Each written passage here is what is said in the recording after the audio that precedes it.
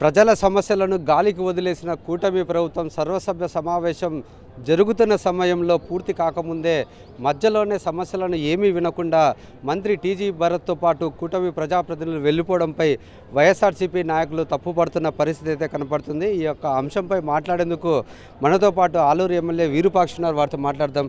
ఎట్లా చూడొచ్చు అంటారు? ఇన్ని సమస్యలు ఉన్నప్పటికీ సర్వసభ్య సమావేశం అనేది పూర్తి స్థాయిలో ప్రజల గురించి చర్చించాల్సిన అవసరం ఉన్నప్పటికీ మంత్రి టీజీ భరత్తో పాటు ఈ యొక్క కూటమి ఎమ్మెల్యేలు వెళ్ళిపోవడాన్ని ఎట్లా చూడొచ్చు అంటారు? వాళ్ళకి ఇక్కడ సర్వసభ సమావేశం వచ్చింటే మేము మా కాన్సెన్స్ చాలా సమస్యలు ఉన్నాయి. ఎందుకంటే వాటర్ సమస్య, ఇప్పుడు వేసవి కాలం వస్తుంది, వాటర్ సమస్య చాలా ఘోరంగా ఉంది. ఎందుకంటే నేను గ్రామాలతో సహా వాళ్ళ పేర్లతో సహా చెప్పిన పలాట్ల గ్రామము మండలం, ఈ పలాట్ల మండలంలో ఇన్ని గ్రామాలకు నీటి సమస్య ఉంది. అదేవిధంగా ఒలగొంద మండలం అయితేనేమి, ఆలూరు మండలం అయితేనేమి, చిప్పిగిరి మండలం అయితేనేమి, ఆలేరు మండలం అయితేనేమి, ప్రతి మండలంలోన నీటి సమస్య చాలా దుర్భరంగా ఉందని ఈ విధంగా వాళ్ళకి ఊర్లతో సహా చెప్పినాను. అది వాళ్ళు వినుకోకున్నట్ల ఈరోజు వాళ్ళు వచ్చినారు. మంత్రి గారు అయితేనేమి, అదే ఎంపీ గారు అయితేనేమి, అదేవిధంగా నందికొట్కూరు ఎమ్మెల్యే, అదేవిధంగా పాణ్యం ఎమ్మెల్యే గారు 3-4 వచ్చినారు. వాళ్ళు వచ్చిన మిగతా ఎమ్మెల్యేలు మళ్ళీ ఎక్కడ పోయినారో మనకు తెలియదు. ఈ మన జిల్లాలోన 3 మంత్రులు ఉన్నారు, 12 మంది ఎమ్మెల్యేలు ఉన్నారు, 2 ఎంపీలు ఉన్నారు. వాళ్ళు అసలు వాళ్ళకి ప్రజల సమస్యలు అసలు పట్టదు. ఎందుకంటే సర్వసభ సమావేశం అంటే మంత్రులు ఉండాలా, ఎమ్మెల్యేలు ఉండాలా, అధికారులు ఉండాలా, అందరూ ఉంటేనే ఏదైనా దానికి కొద్దిగా ఏదైనా సమస్యలు ఉంటే తీసుకొని పోయి వాళ్ళ ప్రభుత్వంలో ఇప్పుడు అసెంబ్లీ సమావేశాలు నడుస్తున్నాయి కాబట్టి ఏమైనా సమస్యలు తీసుకొని పోతారు. వాళ్ళకి అవన్నీ సమస్యలు అస్సలు పట్టలేదు. వాళ్ళకి వచ్చినారు, కంటి తోడుపుకి వచ్చినారు, 10 నిమిషాలు ఉన్నారు, మంత్రి గారు వెళ్ళిపోయినారు. మా ప్రజా సమస్య మేము వాటర్ అయితేనేమి, అదేవిధంగా ఈ మన రైతులకి కందులు అయితేనేమి, జొన్నలు అయితేనేమి, శనగలు అయితేనేమి, ఇంతకుముందు మన గత ప్రభుత్వం అయితే అది శనగలు నల్లగా చెడిపోయినా ఏమైనా కానీ రేటు ఖచ్చితంగా ప్రభుత్వం కొనేది. ఈరోజు ఇక్కడ మన కలెక్టర్ గారు ఎదురుగే వాళ్ళ కందులు కొనేవాళ్ళు వాళ్ళ కాంట్రాక్ట్ గారు కలెక్టర్ ముందు ఎదురుగా మేము లేసారో బాగలేసారో కొనసామంటే దానికి సమాధానం లేదు. నేను అదే చెప్తున్నా. వాళ్ళు ఎక్కడ పోవాలి సార్? ఇప్పుడు వాళ్ళు ఎక్కడ వేరే దేశాలకు పోలా? వాళ్ళు ఇప్పుడు ఇక్కడ ప్రభుత్వమే కొనుక్కుంటే ఎవరు కొంటారు? కందులు ఎవరు కొంటారో, జొన్నలు ఎవరు కొంటారో, శనగలు ఎవరు కొంటారో? దీనికి సమస్య ఎవరంటే దానికి సమాధానం లేదు. కలెక్టర్ గారు పైగా రాసి పంపిస్తామంటాడు. ఇప్పుడు సీజన్ ఇది, సీజన్లో కొనుక్కుంటే రైతులు ఎక్కడ పోలా? ఎప్పుడు రాసేది, ఎప్పుడు వచ్చేది, ఎప్పుడు కొనేది? ఇట్లా ఇంత దరిద్రంగా ఈ ప్రభుత్వం ఉంది. అసలు అంతే చంద్రబాబు నాయుడుకి రైతులంటే పట్టదు. మనం చూసినాం, ఆయన ఇంతకుముందే చూసినాము. అప్పుడు రాజశేఖర రెడ్డి గారు ఉన్నప్పుడే ఆయన ఉచిత కరెంట్ అంటే రైతులది ఏముంది, రైతులతో అసలు పనే లేదని విధంగా బట్టలు ఆరేసుకోలేని విధంగా మాట్లాడిన చాలా రైతులు అంటే ఆయనకి చాలా చిన్న చూపు. అలాంటిది ఈరోజు ఆయన ఇంకా రైతులు వాళ్ళ ఎమ్మెల్యేలు అయితేనే, వాళ్ళ మంత్రులు అయితేనే రైతుల గురించి ఎవరు మాట్లాడతారు, ఎవరు సమస్య చెప్తారో దానికి. అదేవిధంగా మేము వస్తేనే అధికారంలోకి వస్తే 20,000 రైతు భరోసా కింద 20,000 ఇస్తామని ఇంతవరకు సంవత్సరం అయిపోయి 2వ సంవత్సరంలోకి అడిగి పెట్టినాము, 2వ బడ్జెట్ పెట్టినారు. ఇంతవరకు ₹1 కానీ రైతుల అకౌంట్లోకి వేసింది లేదు. ఈరోజు ఏమేమో వాళ్ళు మంత్రి చెప్తారు, మేము ఇంతకుముందేమో వాళ్ళు చెప్పిందేమో, వాళ్ళు సూపర్ 6లో చెప్పిందేమి ఖచ్చితంగా మేము రైతులకు 20,000 ఇస్తామని చెప్పినారు. మరి అంటే మంత్రి వినట్లేదు, ప్రజాప్రతినిధులు వినట్లేదు, మరి అధికారులు ఏమంటున్నారు? అధికారులు వాళ్ళు ఏం చేస్తారు? వాళ్ళకి అధికారులు ఏమంటారు అంటే, మంత్రి మేము అక్కడే నిలదీసినాను సార్, ఎక్కడ ఎమ్మెల్యేలు కానీ, ఎంపీ కానీ, మంత్రి గారు కానీ ఇక్కడ ఉండుకుండా ఈ సమస్యలు ఎన్నుకోకుండా వెళ్ళిపోయినారు కదా వాళ్ళు. వాళ్ళ పరిస్థితి ఏమంటే వాళ్ళు సీఈఓ గారు చెప్తారు. ఎంత దుర్మార్గం ఉందంటే వాళ్ళు సీఏ గారు ఈయనంతా మొత్తం మనం చెప్పిందంతా ఆయనకి చెప్తాడంట.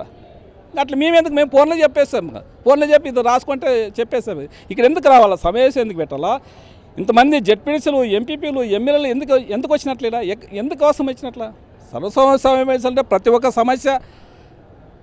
ప్రతి సమస్య వింటారనే అందరు అధికారులు వస్తారు, అందరు ఎమ్మెల్యేలు వస్తారు, అందరు మంత్రులు వస్తారు. ఒక్కరోజు 3 నెలలకు ఒకసారి సర్వసభ సమావేశం అంటారు. 3 నెలలకు ఒకసారి ఒక్కరోజు వాళ్ళకి టైం లేకపోతే ప్రజల సమస్యలు కూడా వాళ్ళకి ఏం పట్టింది? అదేవిధంగా ఈరోజు నేను అడిగిన సర్వసభ సమావేశంలోన నీళ్ళు, వాటర్, తాగునీటి సమస్య అడిగినాము. అదేవిధంగా రైతులకి ఆ జొన్నలు, కందులు, శనగలు కొనేది అసలు ఎవరు కొనేవాళ్ళు లేరు అని చెప్తే వాళ్ళు దాన్ని గోడ పట్టించుకునే వెళ్ళారు. అధికారులు ఏమో పైకి రాసిస్తామంటారు. అదేవిధంగా పద్ధతిలోనైతే ఎప్పుడు మన పోయిన సంవత్సరం జూలైలో ఒక గేటు 19 గేటు అందరూ మనమే కాదు, మన ఇండియాను చూసింది గేటు పోయింది. ఆ గేటుకి ఇంతవరకు మరమ్మత లేదు. అదేవిధంగా కేంద్ర నిపుణులు వచ్చి ఇది గేట్ ఒకటే కాదు, అన్నీ 33 గేట్లు ఉన్నాయి, 33 గేట్లు పోతాయి. సమస్య ఉంది దీనికి. దీనికంతా రీప్లేస్ ఇచ్చేలా చైన్ లింకులు ఉన్నాయి, చైన్ లింకులు మొత్తం మార్చాలని చెప్పినారు. దాదాపు 150 కోట్లు అన్నారు. వీళ్ళకి రైతుల నుంచి ఇప్పుడు మన అనంతపురం జిల్లా అయితేనేమి, కర్నూలు జిల్లా అయితే తాగునీటి సమస్యనేమి, సాగునీరు అయితేనేమి, తాగునీటికి మనకి తుంగభద్ర లేకపోతే, తుంగభద్ర నీటి లేకపోతే మనం చాలా అసలు మనము ఎడారైపోతాం. మనం తాగునీరు ఉండదు, సాగునీరు ఉండదు. అట్లాంటిది చిన్న సమస్య. 150 కోట్లు అని పెద్ద కాదు. 150 కోట్లు కానీ దానికి ఇల్లేదంటే ఇప్పుడు చెప్తారు వాళ్ళు ఎస్సీ గారు ఏమంటున్నారంటే, నేను అడిగితే సార్ మంది కాదు సార్ కర్ణాటక అంటారు. కర్ణాటక అయితే కర్ణాటకలో మనకెందుకు ఇస్తారు నీళ్ళు? కర్ణాటక అంటే మనకు సంబంధం లేదంటే దానికి సమాధానం లేదు. కర్ణాటక సంబంధం సార్ మనకు అంటారు. ఇది ఎక్కడ అన్యాయమో నాకు అసలు వాళ్ళ ఎస్సీ గారు వాళ్ళ అధికారులు ఎందుకు వచ్చినారో అసలు వాళ్ళకి అవగాహన లేదు కదా. వాళ్ళ అధికారులకి అది అవగాహన లేదు. తుంగభద్ర నీళ్ళు మనకి 2 జిల్లాలు అసలు మనం ఏమైపోతాం మనకు తెలియని విధంగా అంత రైతులు ఆందోళన చెందుతుంటే వీళ్ళేమో మాకు ఆంధ్రాకి సంబంధం లేదంటారు ఆయన. ఇలా ఉంది. అధికారులు అయితేనేమి, వాళ్ళ మంత్రులు అయితేనేమి, ఎమ్మెల్యేలు అయితేనేమి అసలు ప్రజల సమస్యలు వాళ్ళకి పట్టలేదు. ఎందుకంటే వాళ్ళు నాకు తెలిసి ఇప్పుడు చెప్తుంటే జనాలు అంటుంటే తెలుస్తుంది. ఇప్పుడు ట్యాంపరింగ్తో వచ్చినారు కాబట్టి వీళ్ళు ఈ ప్రజలతో ఎన్నుకోబట్టిన నాయకులకైతే ప్రజల సమస్యలు తెలుస్తుంది. వాళ్ళ ప్రజలతో ఎన్నుకోబట్టలేదు. వాళ్ళు ట్యాంపరింగ్ చేసినారు కాబట్టే ఈరోజు వాళ్ళు ఈ మాట అసలు ప్రజల సమస్య ఎన్నుకొని వెళ్ళిపోతున్నారు. 10 నిమిషాలు కానీ లేరు వాళ్ళు. మరి కొంతమంది జెడ్పీటీసీలు ఉన్నారు, వారితో కూడా మాట్లాడతాం. ఎట్లా ఉంది అంటే సర్వసభ్య సమావేశంలో అయితే ప్రజల సమస్యలు ఖచ్చితంగా డిస్కస్ చేయాలి. మరి ఎందుకు డిస్కస్ చేయకుండా వెళ్ళిపోతున్నారంటారు?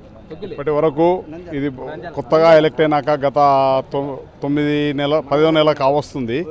ఇంతవరకు వచ్చింది ఉమ్మడి జిల్లాలో 14 మంది ఎమ్మెల్యేలు ఉంటే ఇంతవరకు ఎప్పుడు హాజరు కాలేదు. 2 ఎంపీలు కానీ 14 మంది ఎమ్మెల్యేలు వచ్చినప్పుడల్లా 1, 2, 3, 4 అట్లా వస్తారు. ఈరోజు అయితే 2 ఎమ్మెల్యేలు 1 ఎంపీ గారు వచ్చి ఒక 10 నిమిషాలు ఉన్నారు, వెళ్ళిపోయారు. దాంట్లో నందికొట్కూరు ఎమ్మెల్యే గారు వచ్చేసి ఆర్డబ్ల్యూఎస్ సమస్య గురించి లేవనెత్తారు. జిల్లా పరిషత్ నిధుల గురించి అడిగాడు. జిల్లా పరిషత్ నిధుల గురించి కరెక్ట్గా సమాధానం చెప్పారు చైర్మన్ గారు, ఏం కథ అని. కరెక్ట్గా వాళ్ళు ఉండి సమస్యలు చివరిదాకా ఉండి సమావేశం గత అంటే 3 నెలలకు ఒకసారి సర్వసభ సమావేశం జరుగుతుంది. కనీసం అంటే అయిపోయే వరకు ఉంటే కదా తెలిసేది ప్రజా సమస్యలు అనేది.